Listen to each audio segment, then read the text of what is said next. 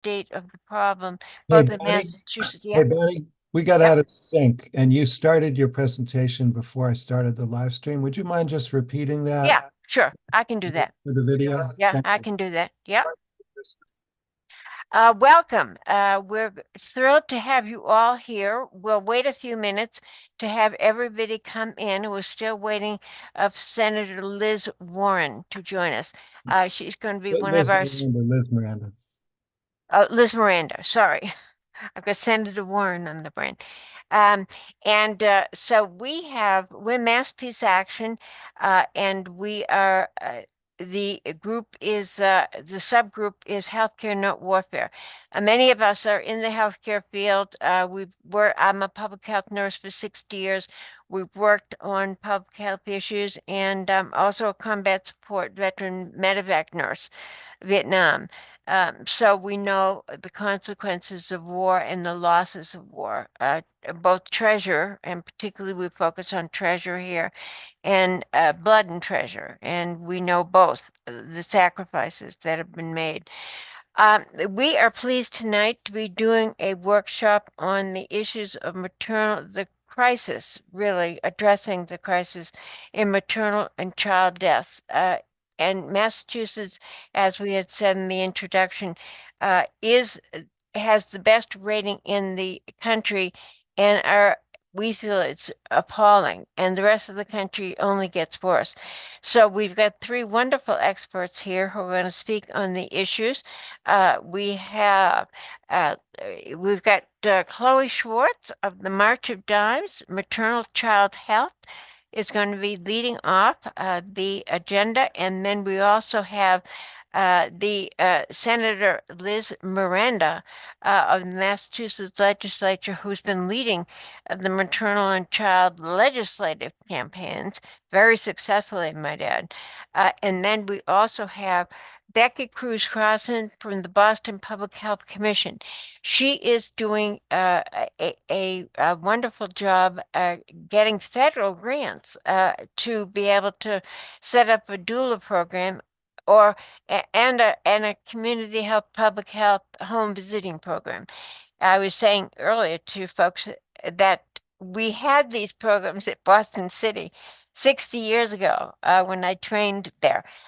So we have lost all of them, and we feel the cost of the fact that warfare we're spending 2/3 of our federal dollars on weapons of war and warfare, and that has dramatically increased since 9/11. Without further ado, did Senator Miranda come? I would like to Not yet. not yet. Okay. Well, I think what we'll do is 7:06. Yeah, we will get started, Chloe, and then we'll introduce Senator Miranda after you speak, and she'll be up next. Does that make sense? Yeah, that sounds great. Okay, very good. So Chloe from the March of Dimes, thank you so much, and take it away. All right, great. Hi, everyone. Thank you so much for having me here to speak alongside my colleagues in the maternal and infant health space. My name is Chloe Schwartz. As you've heard, I am the Massachusetts Director of Maternal and Infant Health for March of Dimes. If we could just go to the next slide. Very important is my contact information. If anything in what I'm about to share is of interest to you, you want some more information, please note down my email. I'll drop it in the chat when I'm done speaking as well. But I'm here to be a resource for all of you, whether that's on the data or any of the other topics that we talk about today. March of Dimes has been around for a long time. We're still here fighting the good fight. So please don't hesitate to reach out with any questions or requests for more information. I'm a lifelong Massachusetts resident. I went to undergrad at Boston University and graduate school at Tufts School of Medicine for my master's in public health. I've been March of Dimes coming up on 3 years now, and I love what I do, which is why I'm here today. So today I'm going to just quickly talk about 2 reports that were released by March of Dimes this past year to demonstrate the increased need for attention and resources to be directed towards maternal and infant health not just nationally, but also locally. These reports are very in-depth, so I'm really just going to do the highlights to give everyone ample time to speak and ask questions. But like I said, if you need any more information, please don't hesitate to reach out. So we can go to the next slide. And we'll start with our maternity care deserts report, which is a comprehensive report on the concept of maternity care deserts, similar the way we think about food deserts. These are areas where maternity care services are lacking. March of Dimes began releasing reports on this factor in 2018. And these reports represent some of the largest body of research of its kind on the state of maternity care in the US. I will also just quickly call attention to the fact that in this report, there is a bit of a data lag. So this data only goes up until 2020. And we know that in states across the US and here in Massachusetts, we've had closures since then. So I just want to acknowledge that. Right. The official definition of a maternity care desert is any county in which access to maternity health care services are either limited or absent altogether. Nationwide, our latest report showed that as of 2020, more than 5.6 million women and birthing persons are living in counties with no or limited access to maternity care services, forcing families to find new ways to get the care that they need. 2.2 million of those individuals were living in counties with absolutely zero maternity care services. So we saw hospitals in nearly 1 in 10 counties across the US lost obstetric services since 2018, with more than 300 birth unit closures between 2018 and 2020. So the trend does not bode well, and that's a trend we've seen similarly in Massachusetts. So on the next slide, I'll just summarize some of the key findings for the state of Massachusetts.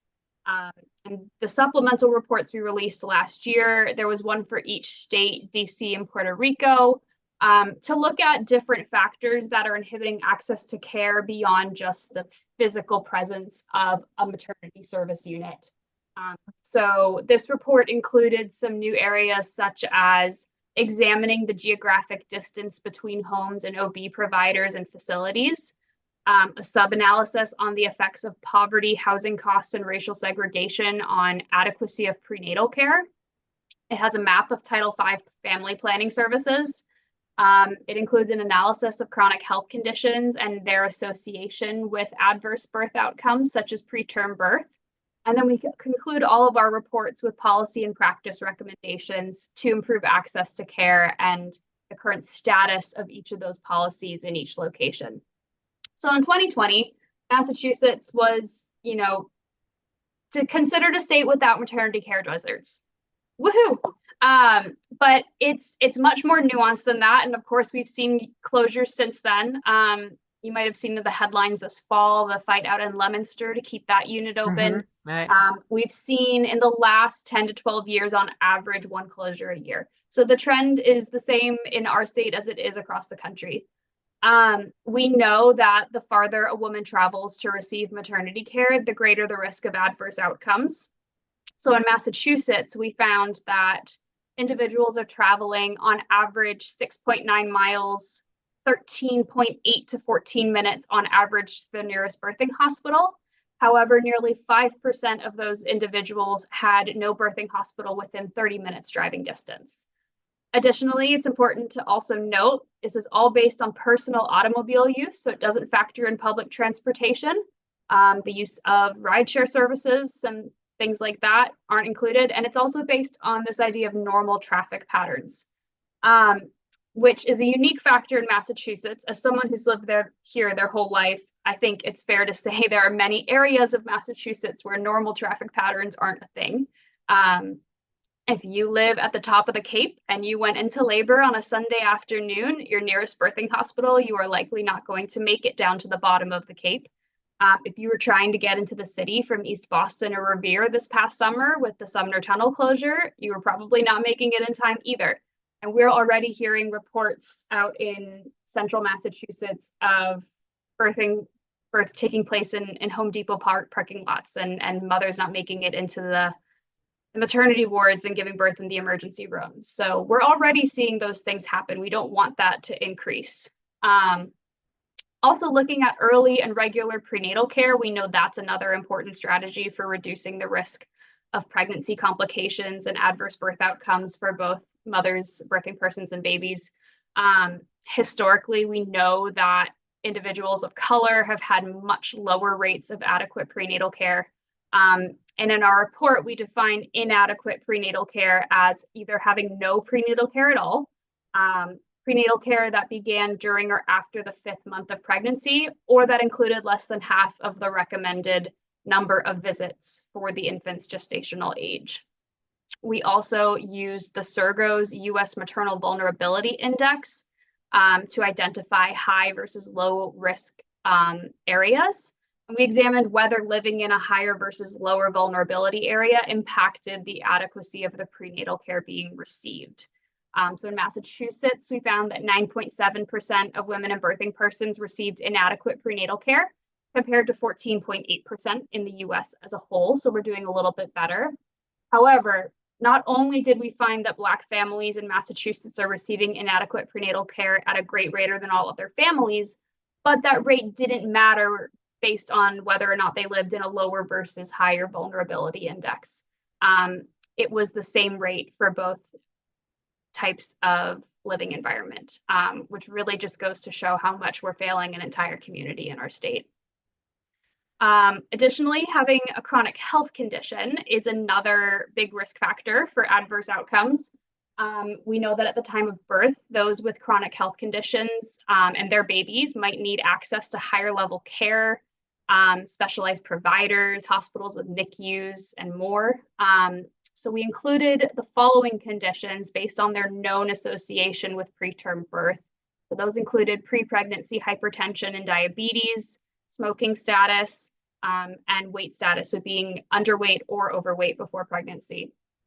So the percent of birthing people with one or more chronic health conditions was calculated for each county in the state. In Massachusetts, we have a preterm birth rate of 9%. That's a little bit better than the rest of the country. Definitely in the top 10, I think in the top 5 as well. The US preterm birth rate is at 10.5%. 31.5% of women and birthing persons had one or more chronic health condition in Massachusetts at the time of birth. Excuse me. So women and birthing persons with one or more chronic health conditions have a 47% increased likelihood of having a preterm birth compared to those without chronic health conditions. Having a chronic health condition is associated with a preterm birth rate in Massachusetts of 10.5%, which is exactly the national average. 2 or more chronic health conditions, and we know comorbidities exist and are very much a thing, is associated with a preterm birth rate of 15.9%, which is huge. We also found 2 counties in particular that have both a high burden of chronic health conditions and a high rate of preterm birth, both higher than our state average, and those were Berkshire and Hampton counties. So that's a quick summary of the Maternity Care Deserts Report. And then on the next slide, we'll just quickly talk about our report card, which is an annual report for each state and the US overall. While the Maternity Care Deserts Report talks about the healthcare landscape, this report examines health outcomes. So starting at the top, we can see the preterm birth rate over time in Massachusetts, which has slightly creeped up a little bit. And we can also see that it's much, much higher among our Black and Native American families in the state of Massachusetts at 11 and 11.7%. That's really high. We can see also certain risk factors that had the biggest impact on preterm birth. The preterm birth rate on the bottom of that first section is in blue, and we can see the greatest among births where they were carrying multiples. The preterm birth rate was 60.2%. Also, those with diabetes or those who've had a previous preterm birth had a preterm birth rate around 24-25%. To the right, we can see information about our infant mortality rate, which has decreased in recent years. However, we still see persistent racial and ethnic disparities continue for Black families in Massachusetts. We can also see that preterm birth and low birth weight are tied with birth defects as the leading cause of infant death in Massachusetts still. And on the next slide, we also look at maternal health outcomes. So while vulnerability to poor outcomes may be on average low in Massachusetts, we can see there are certain counties where this is not the case.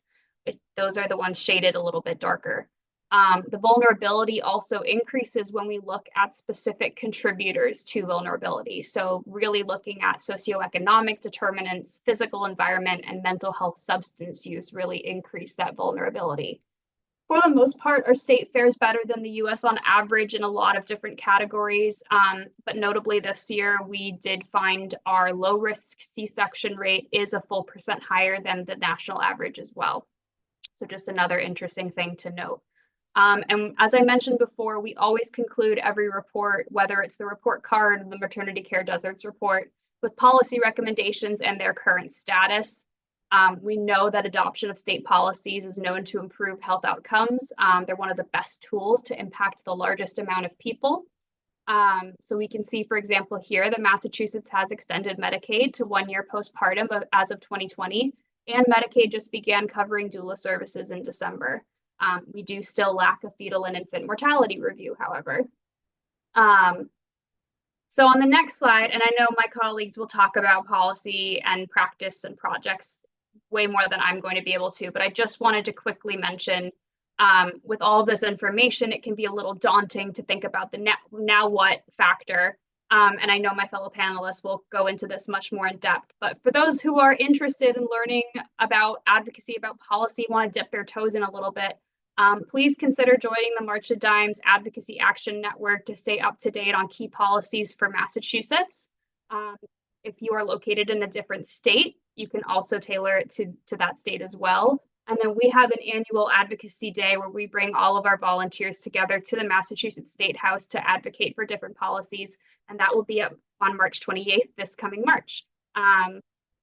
We talk about things like perinatal mental health, postpartum care, doula services, vaccine uptake, postpartum home visiting services, and a whole lot more.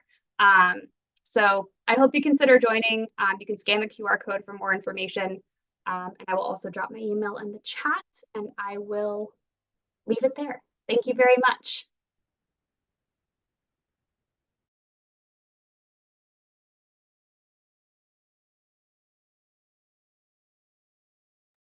You're muted, Bonnie.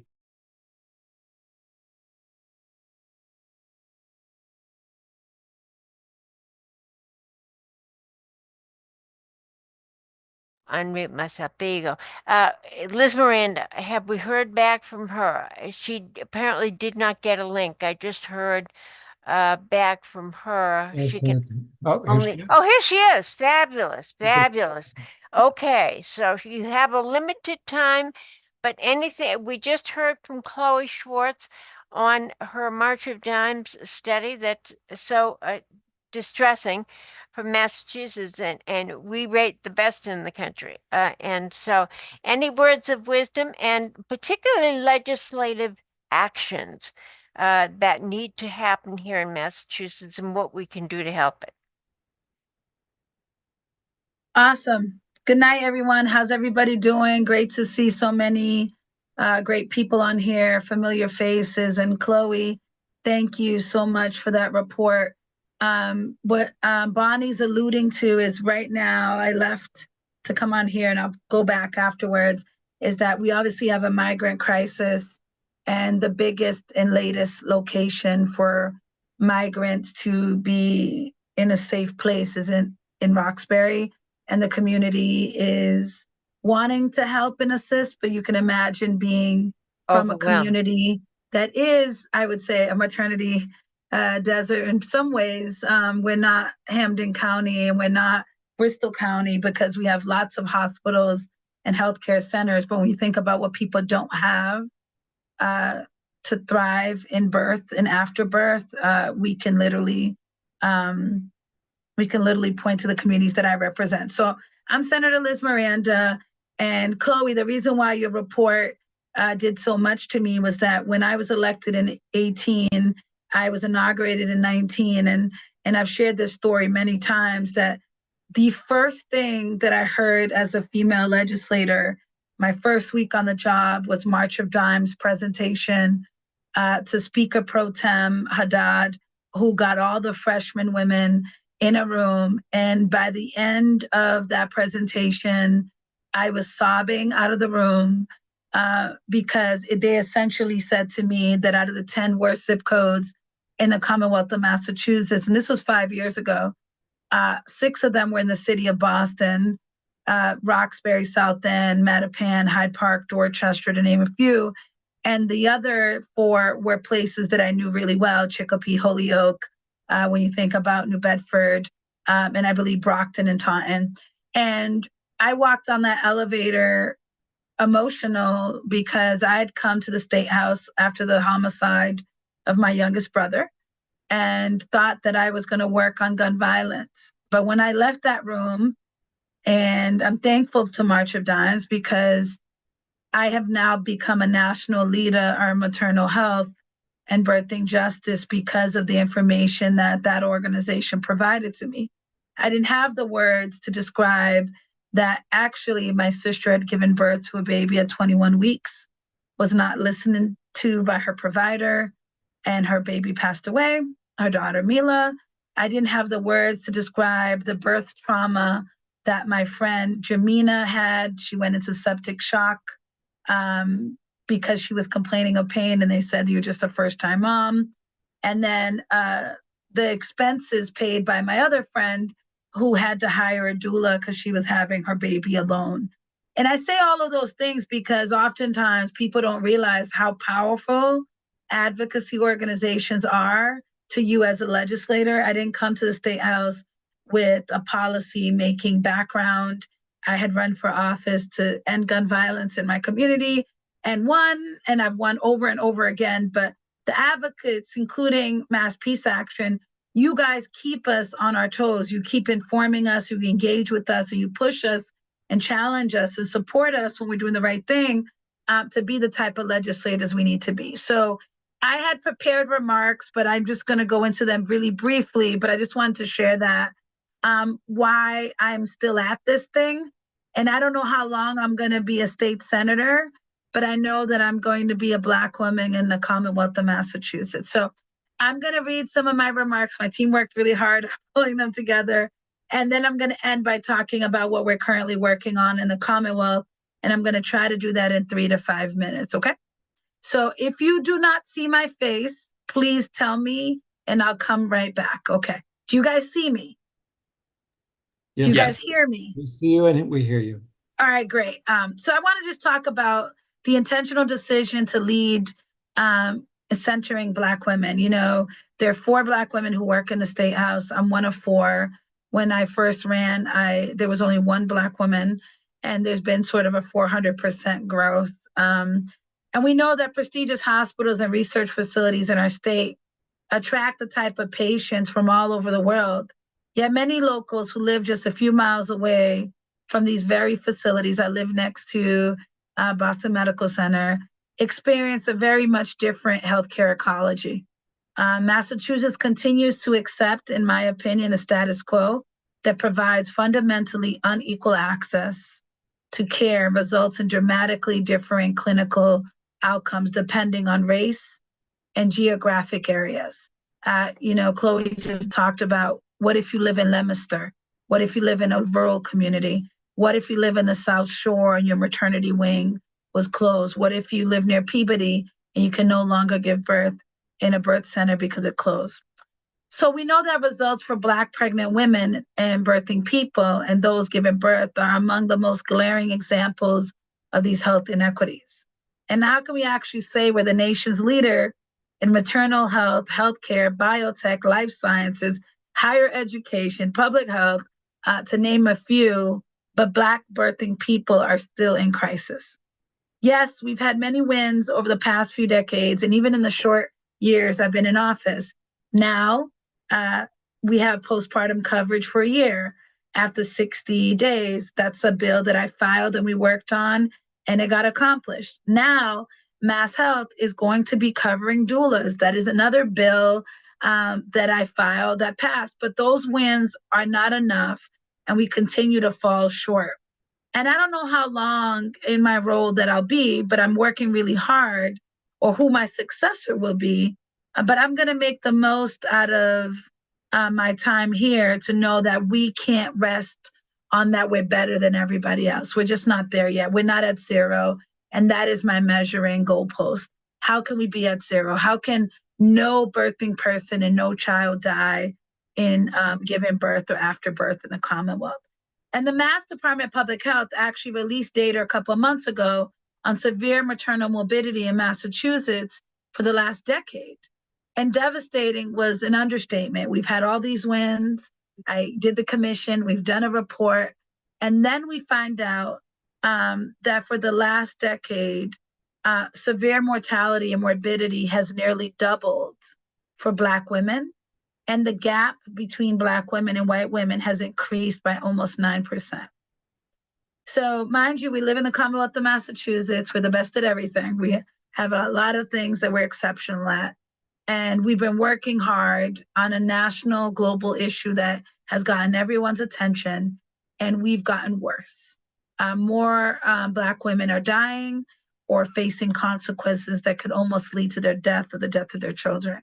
And these alarming statistics represent hundreds of women that are suffering from life-threatening conditions such as heart attacks, acute kidney failure, amniotic fluid embolism, preeclampsia and eclampsia, and much, much more.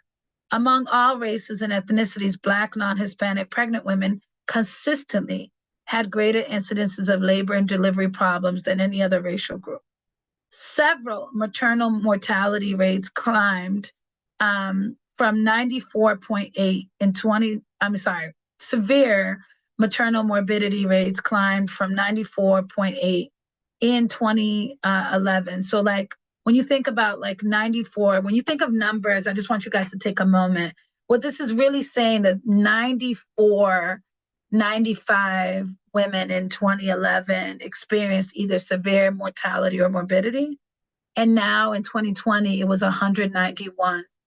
And throughout the course of that 10-year period, and so that really indicates an increase of even closer to 10% yearly on average. And when we take a critical look at the maternal health disparity in Massachusetts, we must continue to address the devastating levels of risk that Black women are experiencing, the dangerous reality that the only factor that is very different in most of their experiences is that racism being a risk factor for birthing people. You know, in the last 10 years, we've experienced overburdened healthcare systems that have been failed to treat chronic illnesses, pre and postpartum, a widening racial wealth and income and pay gap, unprecedented housing insecurity in the Commonwealth, merging health systems.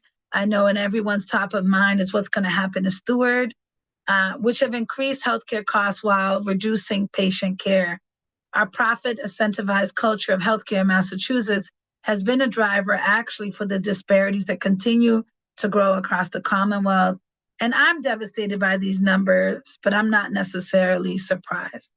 And so what we're doing, because we know that good is not good enough, is we have filed a bill S-1415, an act relative to birth justice, which will establish the framework to improve maternal health outcomes and advance recommendations from the Special Legislative Commission on Racial Inequities in Maternal Health, which was passed in 2020, which was my bill that provided a report in 2021.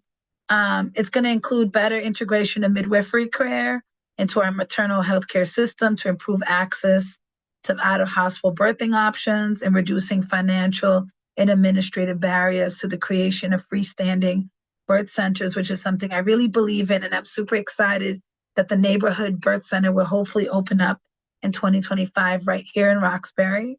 It's the only one east of Worcester currently.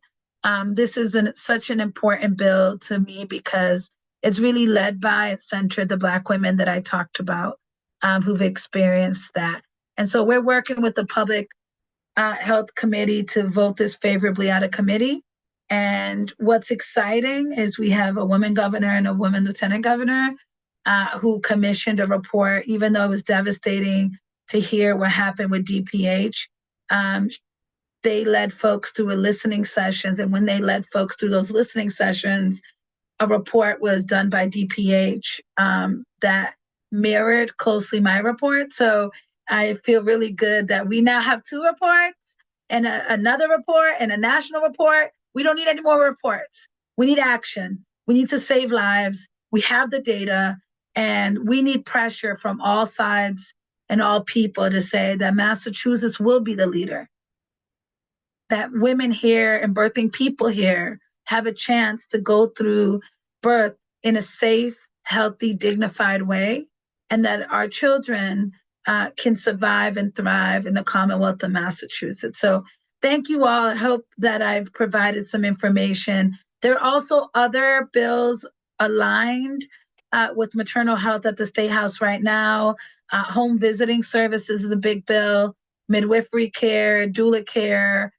These are still bills that are standalone bills, but they're going to be included in what I call an omnibus bill. And for any of you that don't know what an omnibus bill, it just means a bill with many little bills in it. And I'm just super proud to work at the State House and be, even though if I'm not your senator, if you don't live in JP or Hyde Park or Roxbury or the South End, just know that this is an issue of utmost importance to me.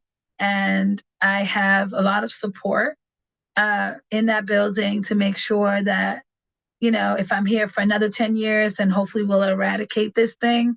But if I'm not, and, you know, I keep moving up the political ladder, that folks know that I've left the Commonwealth of Massachusetts in a safe place to understand that there are organizations like March of Dimes.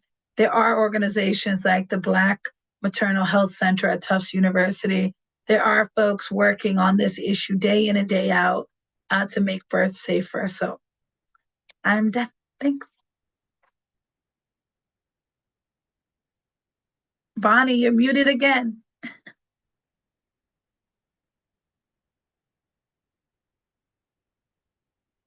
Thanks very much, Liz, for your heart and soul you put into this.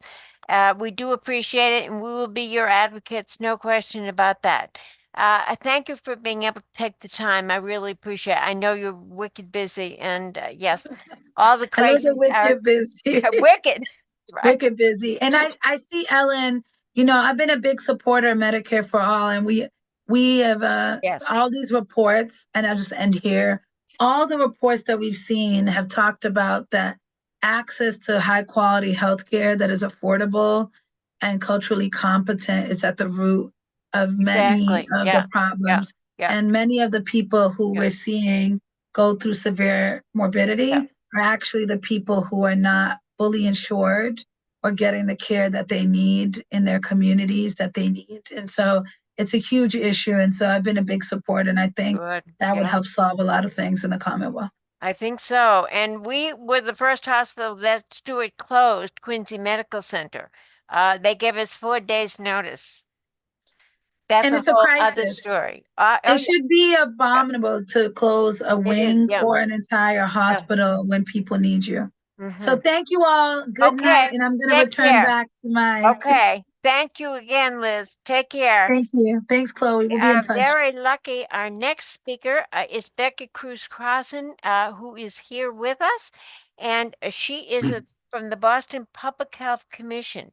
So take it away. Hi, good evening, everyone, and thank you for extending this invitation to me to join you all this evening.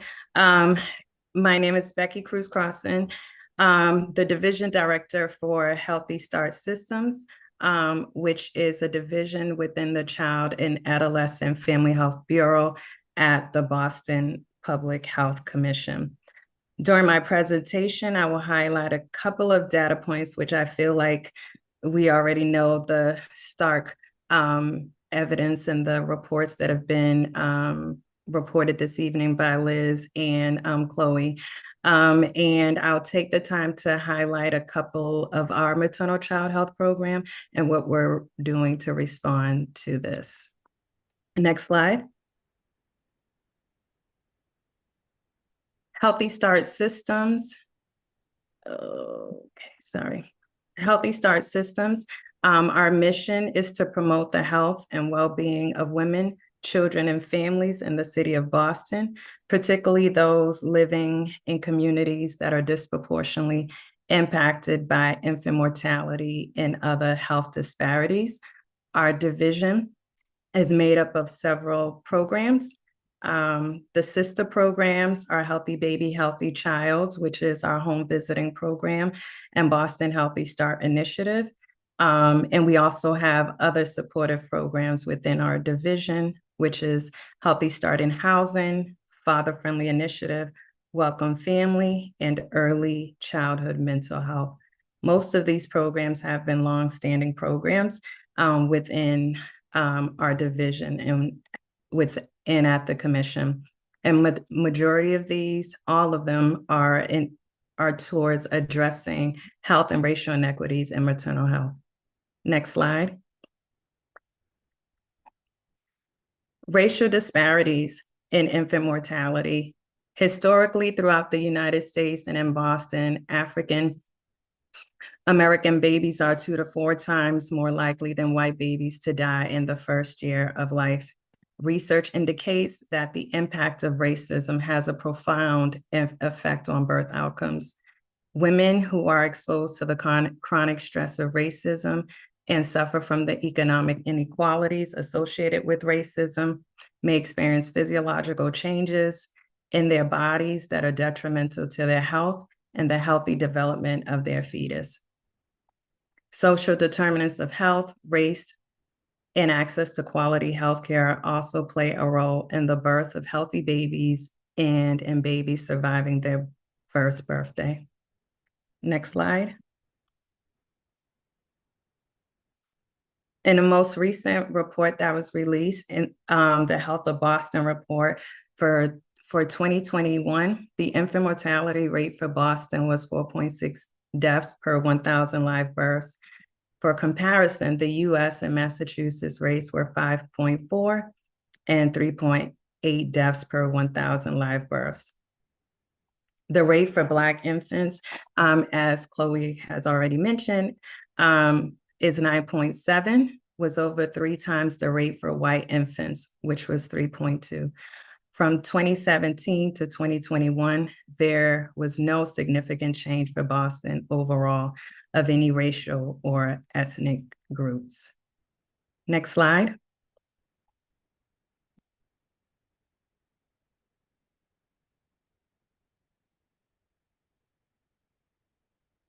Healthy, and so to highlight, again, as I mentioned, these are the programs that make up our division. We can go to the next slide. And so what I'm going to do for the next couple of slides is that I'm going to highlight one of our programs, our home visiting program, and also speak to one of our newer initiatives that I'll speak to as well. So Healthy Baby, Healthy Child is a city-funded home visiting program. This is one of our legacy programs. The program offers home visits to pregnant women and parents with a child under the age of 5 who reside in Boston. All of these services are free, they're voluntary and confidential. Healthy Baby was actually established in 1985 as a home visiting nursing program. And in 1990, Healthy Baby was added to include community health workers, recognizing the social needs of the families we serve and its impact on their health. Later, social work services were added to address the mental wellness of families. As I mentioned, it is a city-funded program. It is a multidisciplinary program that provides home visiting service to any Boston resident with children up to the age of 5. Families are typically referred through birthing hospitals, community health centers, self-referred, and through other community-based organizations. Next slide.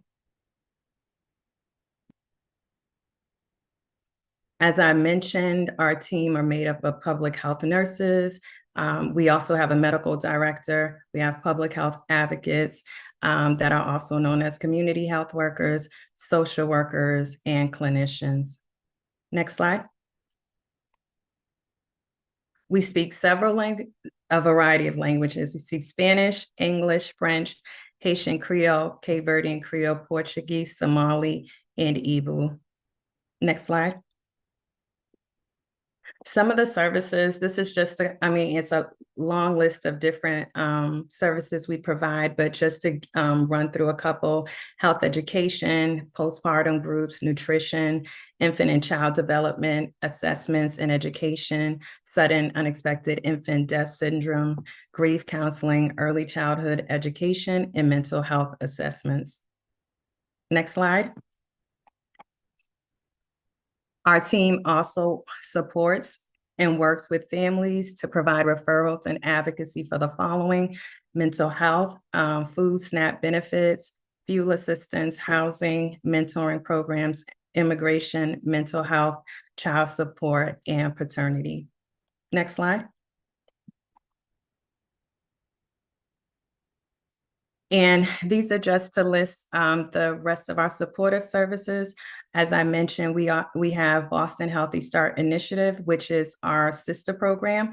Boston Healthy Start Initiative is actually one of our models that is really based in the local health centers. And so we subcontract a family partner at a couple of local health centers. Early childhood mental health is also one of our supportive programs. It's actually one of our newer programs that were integrated within our division within the last year. Our Boston copy Doula service program, which I'll speak a little bit more in the next couple of slides. Father-friendly initiative, which is case management for our fathers. Our summer enrichment program. We offer Healthy Baby, Healthy Child food pantry in addressing food insecurity for families. As I mentioned earlier, we also offer support and counseling around sudden SUIDs. Oral health screening, Healthy Start in Housing is also one of our supportive programs. This particular program addresses housing instability for high-risk pregnancies.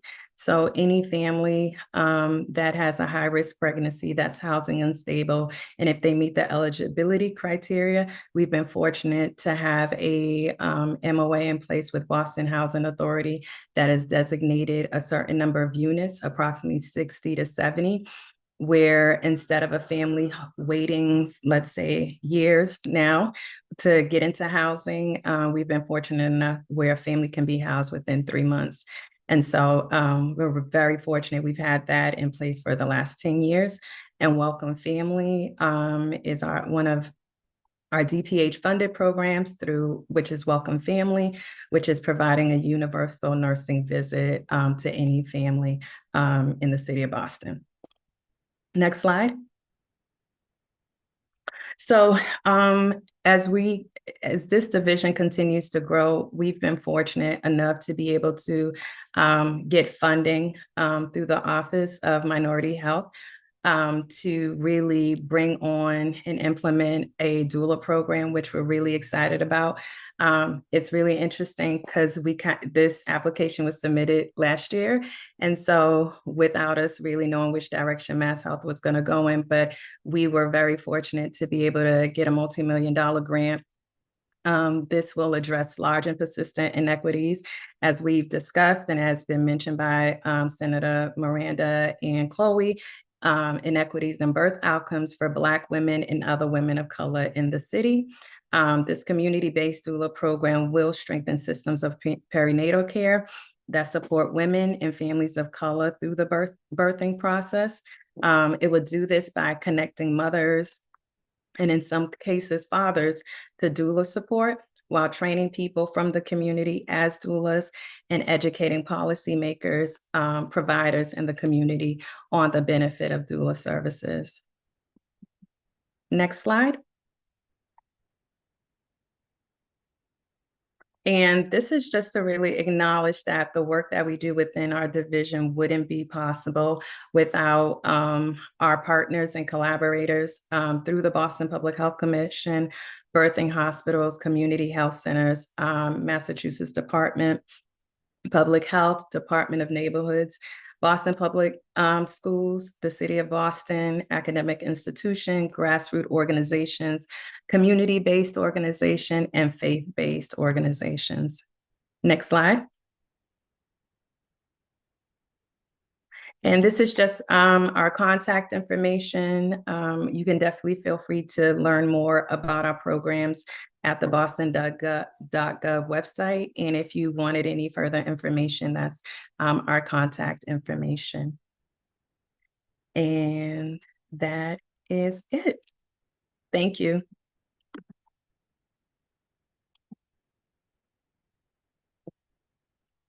Bonnie, I can't hear you. Okay. She's getting there.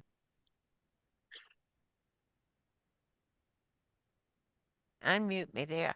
Thank you very much, Becky. That was great presentation. Both of your presentations were wonderful. And we are now ready for questions. We will take questions from the floor, and also any questions that we can't get to, you can put in the Q&A and in the chat. And we can, refer to them later. At this point, somebody's monitoring the chat right now. If there are questions, I have not monitored the chat. So has anybody got any questions to answer right here of the current speakers? Any raised hands out there? I'm not able to see. There's no raised hands, but there was Oh. one question from Ellen that said, question for Liz, who is no longer here. But how does Medicare for All single payer fit in with the solution to these problems? Maybe that's something that one of the speakers could speak to, or? I think Senator Miranda might have actually answered it while she was speaking. Yeah. Okay. Right. She sees it as central. So we will also work with Senator Miranda on Medicare for All, which we're all advocates for. Does anybody know, there are no other questions, cross-questioning, Becky and Chloe, do you have any questions for each other? Well, I do see two questions in the chat. Oh, I could go fabulous. ahead. Okay, thank you. All right. So from Deborah, does anyone know offhand how many of Stewart's hospitals have maternity care?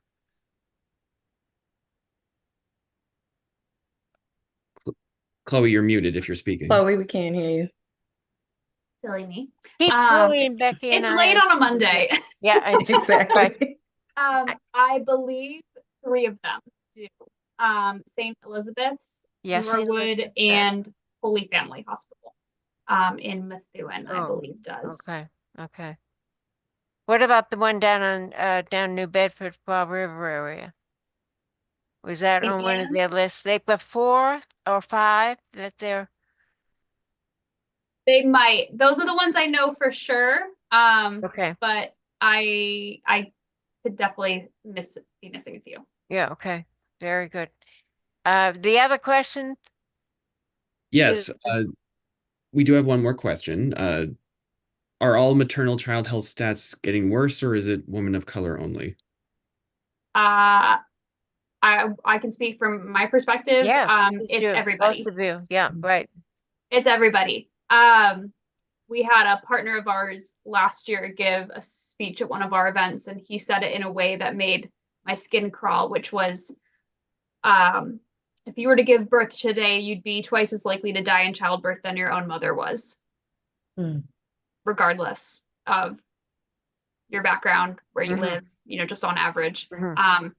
That's terrifying, but I don't think it's a coincidence when we see the decreased investment in maternity care, the service unit closures, the birth center closures, all of these anecdotes we hear coming out of hospitals and birth centers across the country, the increased stress levels, the increased presence of environmental toxins, all of this is interrelated. And so there's not one solution, but definitely for everybody, it's not getting any better, but it is definitely getting worse for certain groups at a faster rate. Yeah, this is a question that both Chloe and Becky may want to address, and it's about the issue of prenatal care and the obstacle actually being the provider and the racism of the provider. And I'm wondering if March of Dimes or BPHC or you know of any other organizations that are doing something to affect attitudes of providers of prenatal care? Chloe? Tough question. I don't off the top of my head know any organizations focused on doing that work. That being said, organizations that are doing this work more broadly very much are always emphasizing the increased need for, what's the word I'm looking for? Collaboration between the different professions. The physicians need to learn how to work with the midwives, who need to learn how to work with the doulas, who then need to learn how to work with the physicians. It's a landscape where there's a lot of different routes women and birthing persons can go when it comes to their prenatal care and their childbirth care. And if those professions are not collaborating and working together, the outcomes are not going to be good for anybody.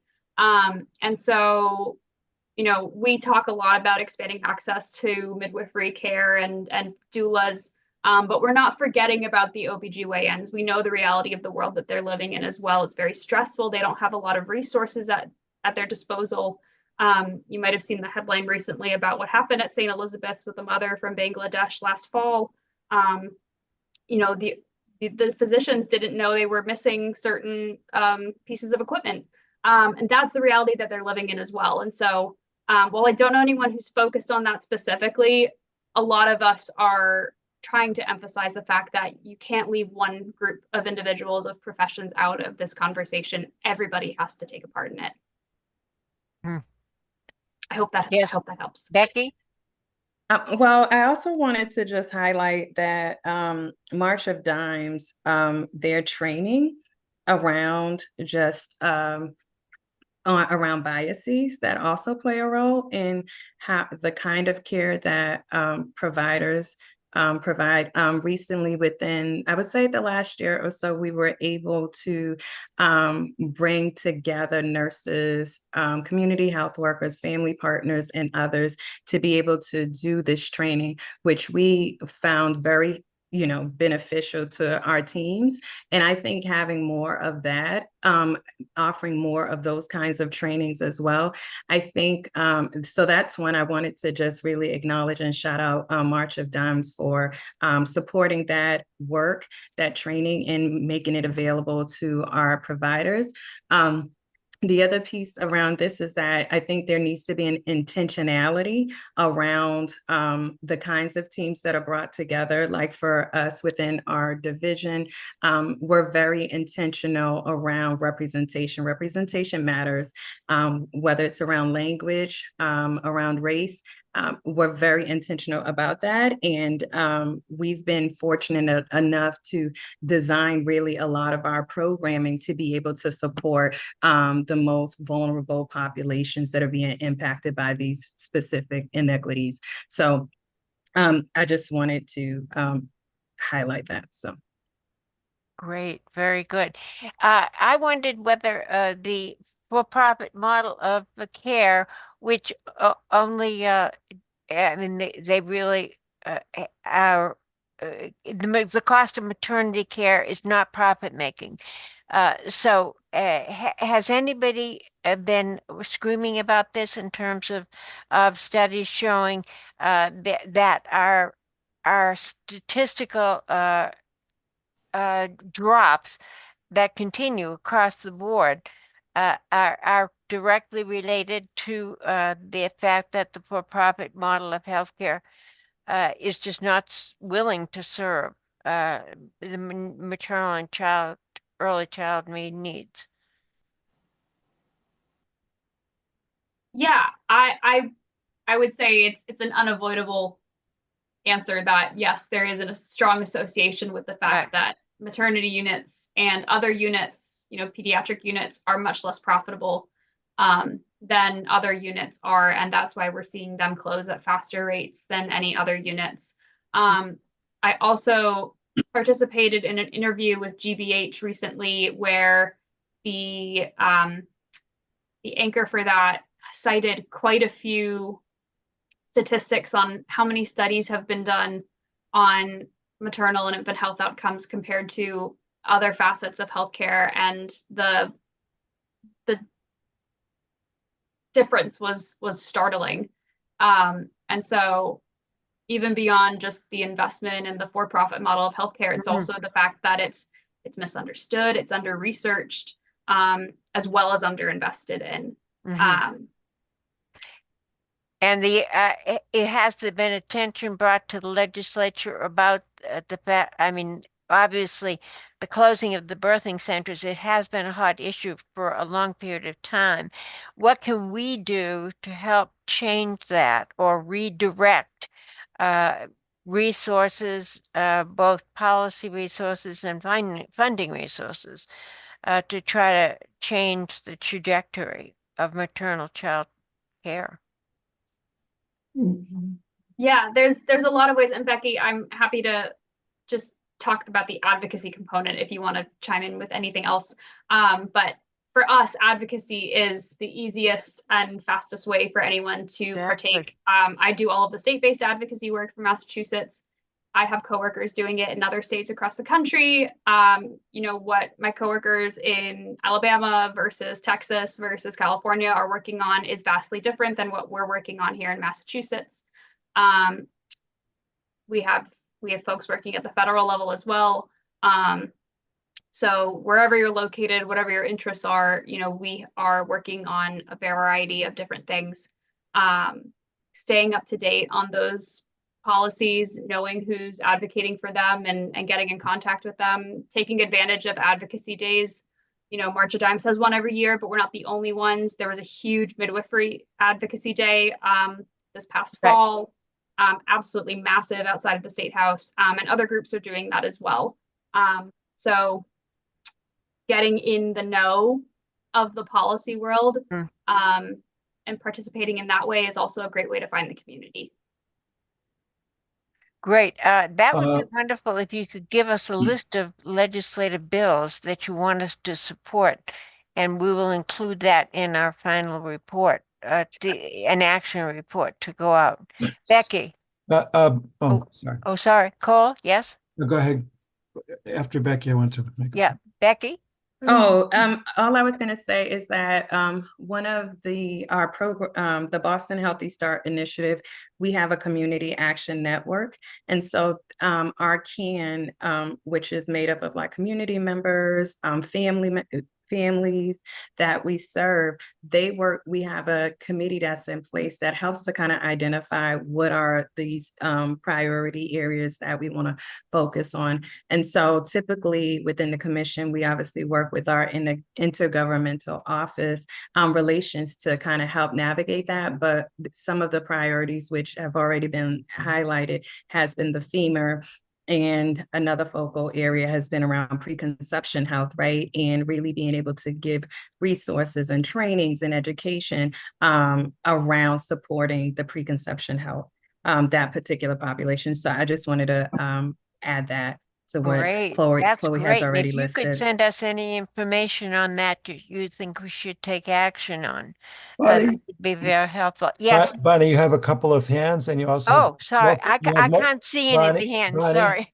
Bonnie, you also have multiple questions in the chat as well as the two hands that you have. Oh, okay. I can't see any of the hands, so somebody else was going to watch the hands. Jonathan, yeah, and Sandy. Right. Well, before we close, I do think we should return again to the big picture. As long as the Congress spends $884 billion on, on nuclear weapons and foreign wars, more than half of all the income taxes we send to the federal government, there's no possibility of solving these problems just locally, particularly with the problem of private sector. So we can't ignore the fact that if we really want public investment in health and welfare, we have to shift it away. We have to say, fund people over the Pentagon and actively oppose, hundreds of billions of dollars being drained off to nuclear weapons that nobody needs, and a total disaster. And there's a long tradition in the medical community of being silent about that aspect. And the whole origin of the fund healthcare not warfare program, was to raise up the fact that if you want to have funds to invest in public health, pandemic prevention, you have to tackle the reason that it's where it's being drained away to. Right. 2/3 of the federal budget goes to bombs. Yep. Sandy. There we go. Yeah, I just wanted to point out the importance of cultural competency and suggest one area of work might be to end the financial barriers to medical, nursing, other clinical education in terms of qualified people who just can't afford to go to school and so forth. And I also want to point out ELAM, the Medical School of Latin America in Cuba, which takes qualified folks, certainly from around Latin America and the rest of the global South, but also from the United States, from nationally oppressed communities, and with the pledge that they go back to their communities to offer the services that they learned there. I've met some of these folks, and they're very, very, very important in the communities in which they serve. Thank you.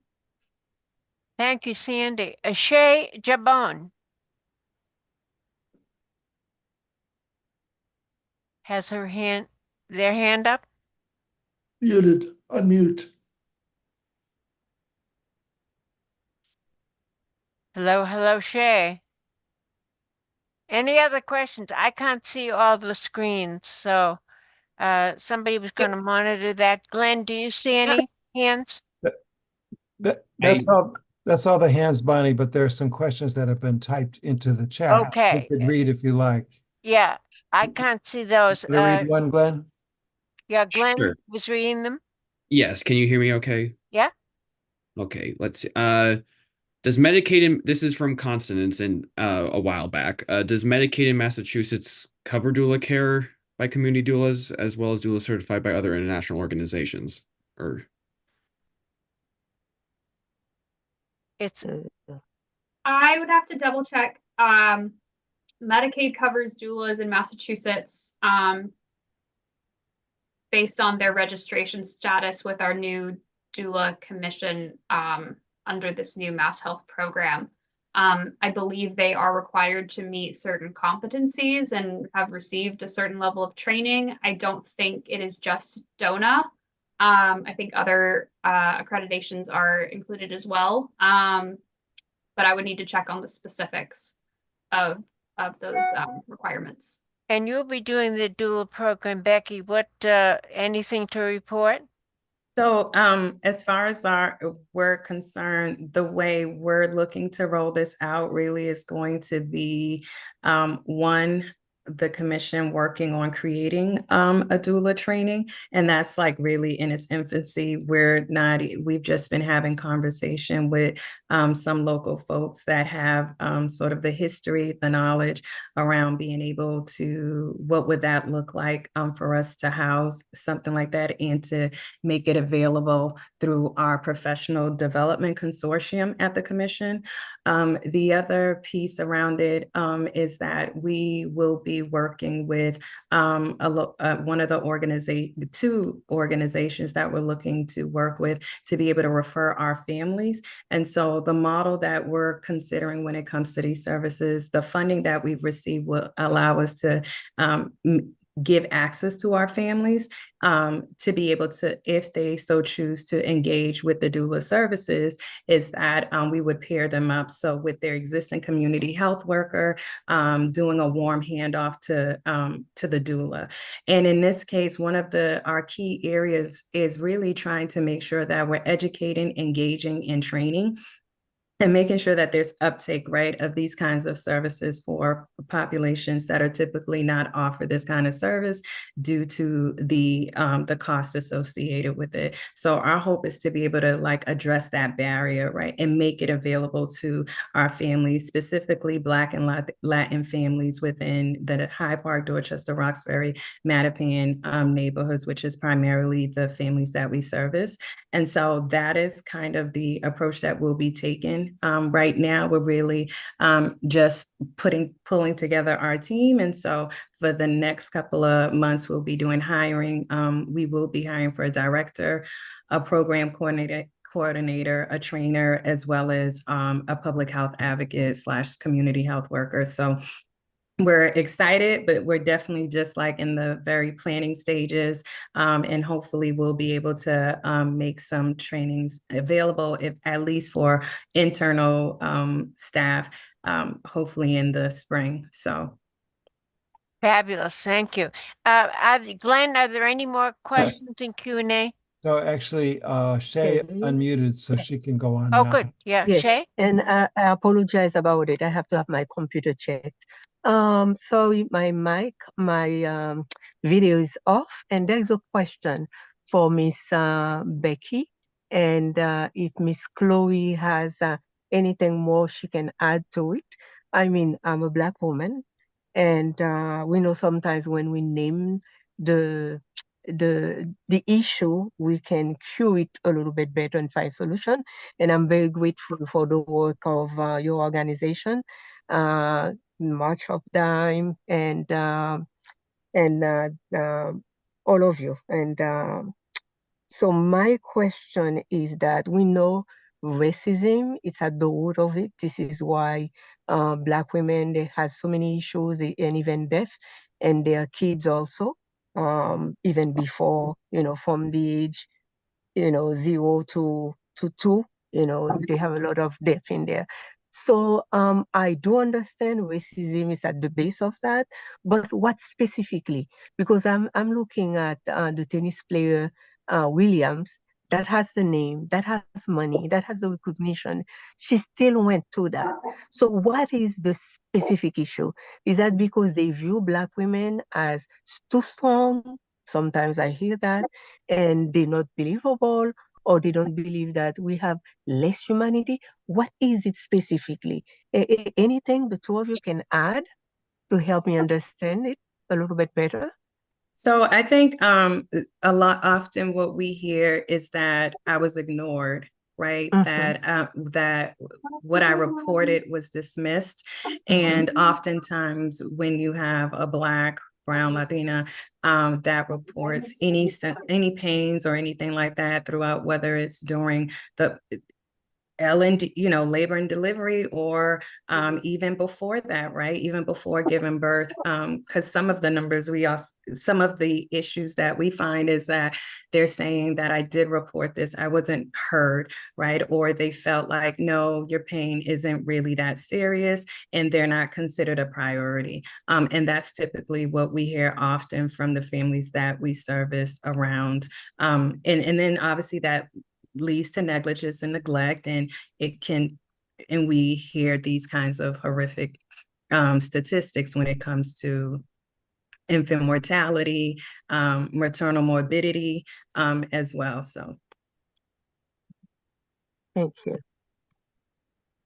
Anything if you feel like adding? well, I also want to add that, sorry, Chloe, I was going to speak for you, but I think it's also, as I mentioned, the training that March of Dimes had offers around implicit bias, I think it's very helpful. I think it's important for people to be aware of what their biases are when they're engaging and interacting with different groups of people, and be okay with admitting that and doing the work to be better, especially if you are providing direct care, and oftentimes we hear that it's even from the intake person, right? From the minute of the birthing individual walks into the hospital, the first person they encounter all the way through their process to when they're being discharged. So I think it's really important to really be self-aware and be willing and intentional to do the work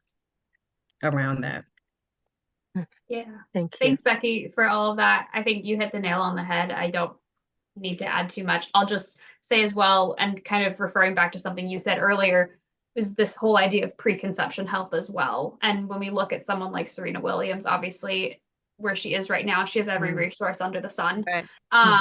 But, if we wanted to go all the way back to her childhood, she lived a very different life, as many underserved communities had, and things that were in your environment as a child, the way that you accessed care back then, the the weathering process of being a Black person in America, of being a Native American person in America, is incredibly stressful. That stress compounds over time. So it's both systematic and that interpersonal bias we see in the healthcare settings as well. You know, there isn't one good answer. It's everything. Racism permeates our entire country. Right. And I think that's the bottom line. True. Thank you. Constance Adler, question. Well, no, I was just going to add a comment to what Becky said, which is absolutely true about bias in healthcare providers to parenting and pregnant women.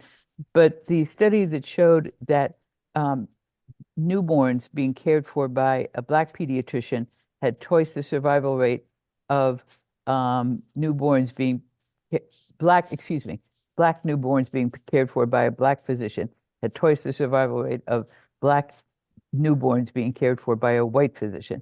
That even in that situation where there's no overt communication going on, racism has its impact in this country. And so it has to be addressed on all of those levels. Thank you. Very good point. Any other questions from any of the participants? Well, this is probably a good time to end. We've had a wonderful discussion, and Chloe and Becky, we thank you so much from the bottom of our hearts. And also send us your advocacy asks, so we will send them out to our advocates, and continue to keep up the good fight. This is an issue that's not going to go away. It's in perpetuity, I'm afraid. It is going downhill, as you said. It seems to be heading to the bottom of the barrel unless we intervene. So we do thank you for all of your wonderful work. Thank you for coming and participating, everybody. We will, as I say, send out a resource list to all residents. We thank you for participating in this webinar. Take care. We will have another webinar coming up. Catherine, are you here? I think it's going to be on March 7th. Catherine, we've got the International Women's Day webinar. Right. We'll be contacting you and everybody will get the information, and you'll get the resource list in a couple of days. Thank you all for coming. And the webinar title for the March 7th is what? I think it's Women's Health Justice at a Crossroads or something like that. Right, Catherine? Yes. It's called Speaking Women's Justice, Women at the Crossroads. We've got a wonderful set of speakers. Thank you all. Okay. Take care, everyone. Thank you. Take care. Have a good evening. Thank you so much for you guys. Appreciate it.